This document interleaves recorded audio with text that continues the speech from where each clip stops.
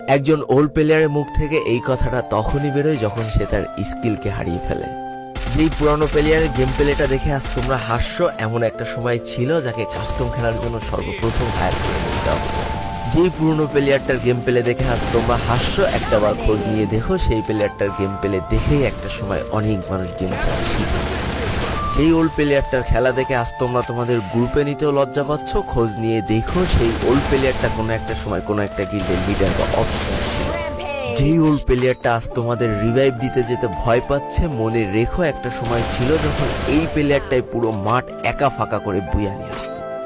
যেই নতুন প্লেয়ারগুলো শুধুমাত্র ডাইনামিক ডুওর সাথে গেম খেলার জন্য সারা রাত জাগো, তোমরা মনে রেখো যারা ওল্ড প্লেয়ার ছিল তারা সারা রাত খালি ট্রেনিং পিটাতো নিজেদের স্কিল ভালো করার জন্য।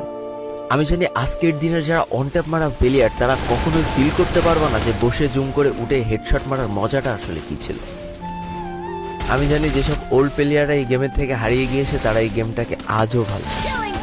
জীবনে এমন হাজারো ওল্ড প্লেয়ার আছে যাদের ফ্রি ফায়ারই ছিল জীবনে প্রথম রাত জাগার কারণ। আমি জানি এমন হাজারো ওল্ড প্লেয়ার আছে যাদের রেজাল্ট খারাপ করারও প্রথম কারণ ছিল এই ফ্রি ফায়ার। আজকের দিনের নতুন প্লেয়াররা উচ্চ স্বরে বলে আমি ফ্রি ফায়ার গেমটাকে প্রচুর ভালোবাসি।